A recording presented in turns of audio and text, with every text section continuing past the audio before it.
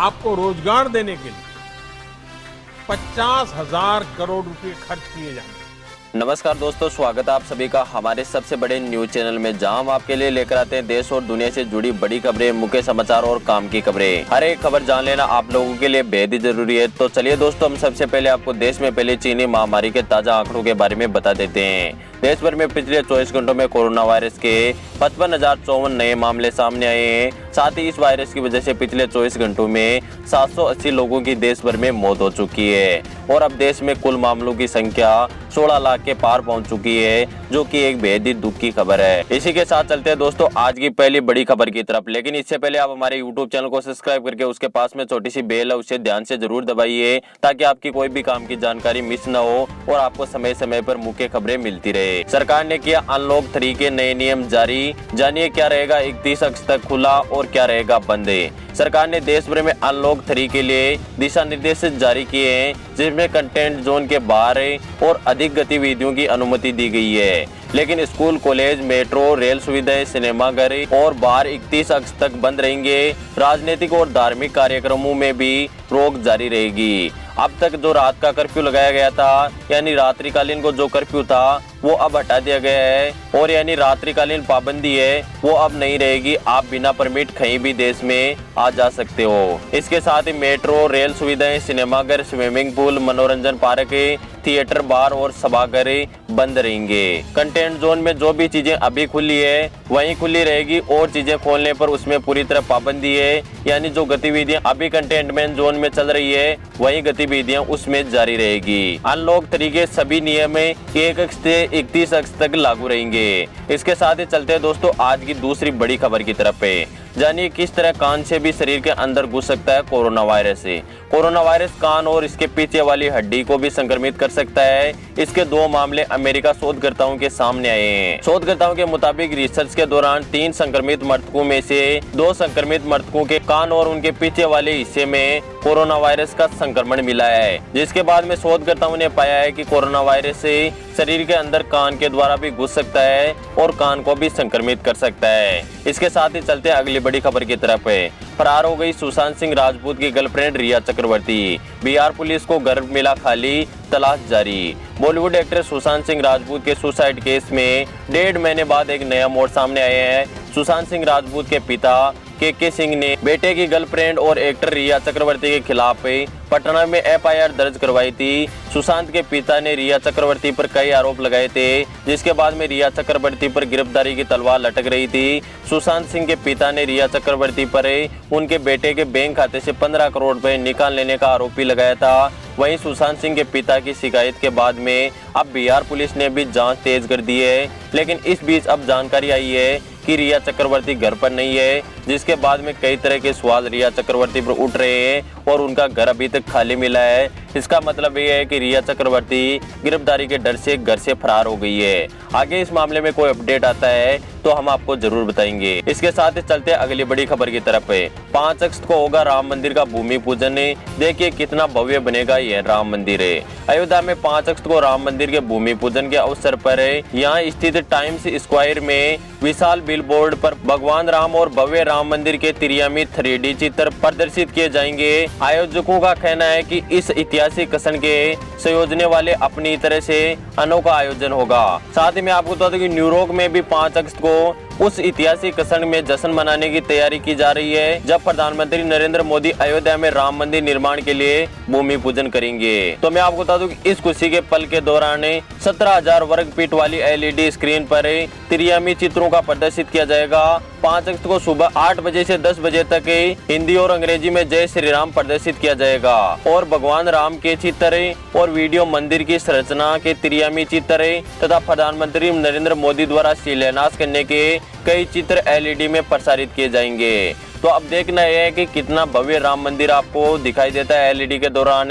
उसमें जो संपूर्ण मंदिर का नक्शा है वो LED के माध्यम से दिखाया जाएगा और उस LED की आकृति है 17,000 वर्ग फीट। आप सोच सकते हो कि कितनी बड़ी LED में भगवान राम मंदिर के जो चित्र है वो भी दिखाए जाएंगे। साथ ही प्रधानमंत्री नरेंद्र मोदी भूमि पूजन करेंगे, वो भी वीडियोज उसी LED में दिखाए जाएंगे। इसके साथ ही चलते हैं अगली बड़ी खबर की तरफ।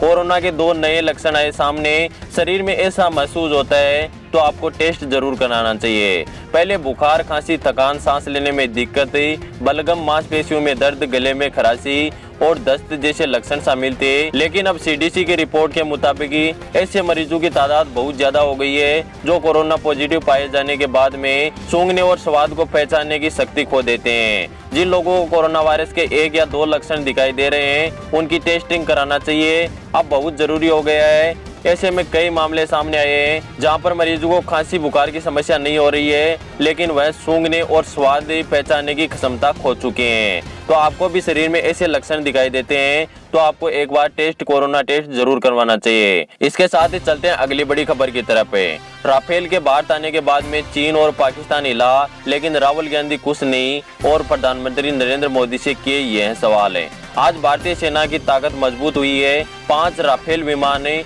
भारतीय बेड़े में शामिल हुए और अब इनको लेकर कांग्रेस के पूर्व अध्यक्ष राहुल गांधी ने वायुसेना को बधाई दी। हालांकि राहुल गांधी ने राफेल को लेकर मोदी सरकार से कई सवाल पूछे हैं। राहुल गांधी ने राफेल के लिए इंडियन एयरफोर्स को बधाई देते हुए मोदी सरकार से 3 सवाल किए। उन्होंने ट्वीट करते हुए कहा, भारतीय वायुसेना को राफेल के लिए बधाई। हालांकि सरकार बताए कि 526 करोड़ का एयरक्राफ्ट 1670 करोड़ का कैसे हो गया। 126 की जगह 36 राफेल विमान भारत ने क्यों खरीदे। हील की जगह दिवालिया अनिल अंबानी की कंपनी को ठेका क्यों दिया गया। बता दें कि अपनी हवाई सीमाओं की सुरक्षा को चाक चौबंद करने की दिशा में बुधवार को भारत उस समय एक कदम और आगे बढ़ गया जब आज के नए आधुनिक के 5 राफेल लड़ाकू विमान भारत पहुंच गए। विमान का बेड़ा फ्रांस से अंबाला एयरबेस पर पहुंचा। प्रधानमंत्री नरेंद्र मोदी ने राफेल के भारत आने पर खुशी जाहिर की तो वहीं रक्षा मंत्री राजनाथ सिंह ने कहा कि राफेल के आने के बाद में एक नई युग की शुरुआत होगी। दोस्तों, आपको क्या लगता है, क्या राहुल गांधी के द्वारा मोदी सरकार से किए गए जो सवाल है वो सही है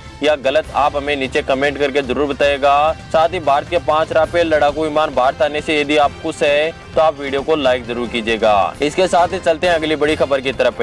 मोदी सरकार आपके खाते में डालने जा रही है 2000 रुपए, जानिए बैलेंस चेक करने का तरीका। कोरोना वायरस महामारी के दौरान मोदी सरकार ने आर्थिक मदद का ऐलान किया था। इसके तहत केंद्र सरकार किसानों के खाते में 2000 रुपए डालने वाली है। प्रधानमंत्री किसान सम्मान योजना के तहत अगले महीने किसानों के खाते में पैसे ट्रांसफर होने वाले हैं। हम आपको बता दें कि इस योजना के तहत किसानों को हर साल 3 किस्तों में 6000 रुपए दिए जा रहे हैं। अब तक इस स्कीम के जरिए 10 करोड़ से ज्यादा किसानों को जोड़ा जा चुका है। 1 अगस्त से सरकार इस योजना की तीसरी और आखिरी किस्त ट्रांसफर करने जा रही है। हम आपको बता दें कि 2 किस्तें पहले किसानों को मिल चुकी है, लेकिन 1 अगस्त से किसानों के खाते में तीसरी जो सहायता राशि है उसकी किस्त ट्रांसफर की जाएगी। इसकी संपूर्ण जानकारी जानने के लिए कि आपके पैसे आपके खाते में आने वाले हैं या आपके डॉक्यूमेंट में कोई गड़बड़ी है, तो आप सरकार की ऑफिशियल वेबसाइट pmkisan.government.in पर अपलोड किए जा चुके दस्तावेज का स्टेटस चेक कर सकते हैं और वहां से पता लगा सकते हैं कि आपकी किस्त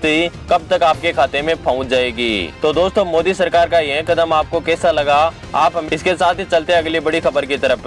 बिहार में बाढ़ ग्रसित इलाके में हर एक प्रभावित परिवार को सरकार की ओर से 6,000 रुपए देने की प्रक्रिया शुरू हो गई है। राहत शिविरों में प्रभावित लोगों की सूची बनाई जा रही है। नकदी के साथ जिनका घर, कपड़ा और बर्तन का नुकसान हुआ है उन्हें इसी हफ्ते पैसे मिलने की संभावना है। आपदा प्रबंधन ने प्रभावित की सूची को अंतिम रूप देने की तैयारी शुरू कर दी है, जबकि फसल व पशुओं के नुकसान की जानकारी सामने आने के बाद में प्रभावित लोगों को उनका मुआवजा भी दिया जाएगा। इसके साथ ही चलते अगली बड़ी खबर की तरफ।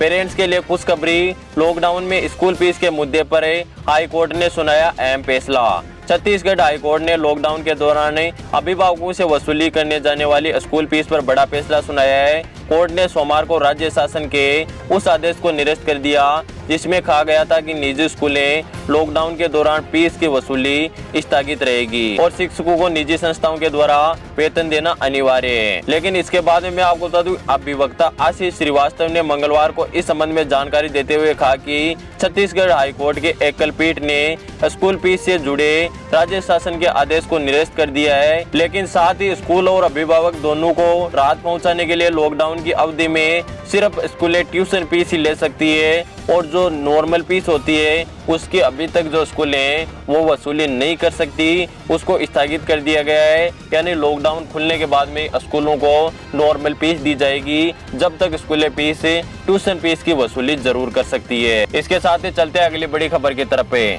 कोरोना वायरस को ध्यान में रखते हुए रेल मंत्रालय ने बदले अपने नियम, स्टेशन पर यात्रा से 90 मिनट पहले पहुंचना होगा। कोरोना संकट में यात्रियों की सुरक्षा के लिए भारतीय रेलवे ने नियमों में बदलाव किया है। रेलवे प्रशासन ने कहा है कि यात्रियों को 90 मिनट पहले स्टेशन पहुंचना होगा। ऐसा इसलिए क्योंकि स्टेशन पर पहुंचने के बाद में यात्रियों की थर्मल स्क्रीनिंग और सैनिटाइज किया जा सकता है। रेलवे ने साफ तौर पर कहा है कि बिना थर्मल स्क्रीनिंग और सैनिटाइज के यात्रियों को ट्रेन में बैठने की अनुमति नहीं दी जाएगी, चाहे उनकी ट्रेन निकल भी जाए। लेकिन मैं आपको बता दूं कि आपको यदि ट्रेन में यात्रा करनी है तो आपको स्टेशन पर 90 मिनट पहले पहुंचना होगा, जिसके बाद में आपको सैनिटाइज किया जाएगा और आपकी थर्मल स्क्रीनिंग की जाएगी, आपका तापमान भी नापा जाएगा और उसके बाद में आपको ट्रेन में बैठने की अनुमति दी जाएगी। साथ ही ट्रेन में यात्रा करने के दौरान आपके मुंह पर मास्क भी अनिवार्य है। संपूर्ण यात्रा के दौरान आपके मुंह पर मास्क होना भी अनिवार्य है। तो दोस्तों फिलहाल की न्यूज के वीडियो में बस इतना ही।